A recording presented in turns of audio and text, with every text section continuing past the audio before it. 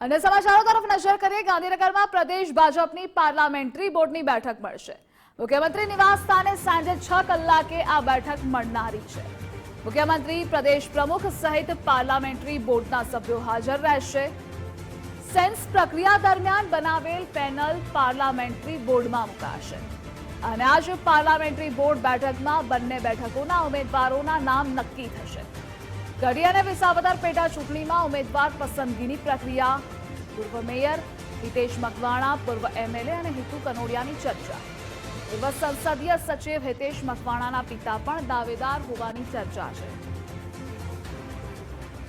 અને આ મુદ્દે આપણી સાથે સંવાદદાતા નિકુંજ જાની જોડાયેલા છે। નિકુંજ, પાર્લામેન્ટરી બોર્ડની બેઠક મળનારી છે, કયા મુદ્દાઓ પર ચર્ચાની સંભાવના? સાંજે 6 કલાકે મુખ્યમંત્રી નિવાસસ્થાન ખાતે પાર્લામેન્ટરી બોર્ડની બેઠક મળશે। કડી અને વિસાવદર વિધાનસભાની પેટા ચૂંટણી માટેના ઉમેદવાર પસંદગી માટેની આ પાર્લામેન્ટરી બોર્ડની બેઠક મળવાની છે, કારણ કે એક દિવસ પહેલા આ બંને બેઠક પર સ્થાનિક સ્તરે ઉમેદવારોની સેન્સ પ્રક્રિયા જે છે તે લેવામાં આવી છે। એટલે કે કડી અને વિસાવદર બંને બેઠક માટે જે પણ ઈચ્છુક ઉમેદવારો છે તેમનો બાયોડેટા, તેમના લિસ્ટ અને તેમને સાંભળવામાં આવ્યા છે। હવે જે નિરીક્ષકો મોકલવામાં આવ્યા હતા સેન્સ પ્રક્રિયા માટે, તેઓ આજે ગાંધીનગર પહોંચશે અને મુખ્યમંત્રી નિવાસ સ્થાને મળનારી આ પાર્લામેન્ટરી બોર્ડની બેઠકમાં આ બંને બેઠક કડી અને એ સંભવિત ઉમેદવારોના જે નામો છે તે પાર્લામેન્ટરી બોર્ડની અંદર મૂકવામાં આવશે। પાર્લામેન્ટરી બોર્ડ ચર્ચા કરશે, નામોની પેનલ બનાવશે, ત્યારબાદ પ્રદેશ ભાજપ જે છે તે રાષ્ટ્રીય ભાજપને દિલ્હી ખાતે આ પેનલોના નામ મોકલશે અને દિલ્હીથી કડી અને વિસાવદર માટે સંભવિત રીતે 1 કે 2 દિવસની અંદર ઉમેદવારોના નામો દિલ્હી ભાજપથી જાહેર કરવામાં આવશે।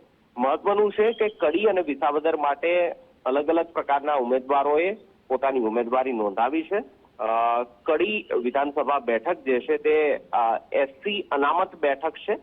તેના માટે ગાંધીનગરના મહાનગરપાલિકાના પૂર્વ મેયર હિતેશ મકવાણાએ ઉમેદવારી કરી છે। પૂર્વ સંસદીય સચિવ હિતેશ મકવાણાના પિતા પૂનમ મકવાણાએ પણ ઉમેદવારી કરી છે। એટલે કે પિતા અને પુત્ર બંને કડી બેઠક જે છે તે લડવા ઈચ્છી રહ્યા છે।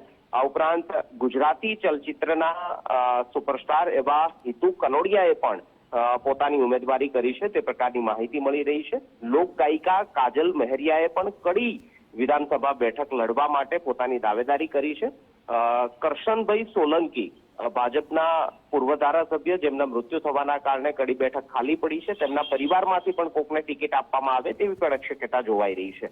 રહી વાત વિધાનસભાની વિસાવદર બેઠક માટે, તેમાં પ્રબળ 2 દાવેદાર છે। એક પૂર્વ ધારાસભ્ય ભૂપત ભાયાણી કે જે આમ આદમી પાર્ટીના ધારાસભ્ય હતા, રાજીનામું આપી ભાજપમાં જોડાયા, અને બીજા હર્ષદ રીબડિયા કે જેઓ કોંગ્રેસના ધારાસભ્ય હતા, રાજીનામું આપીને ભાજપની અંદર જોડાયા। આ બંને ની લડાઈ વચ્ચે જો ત્રીજાની વાત કરવામાં આવે તો જૂનાગઢના પૂર્વ પ્રમુખ કિરીટ પટેલ પણ મેદાને હોય તે પ્રકારની પણ એક શક્યતા જોવાઈ રહી છે।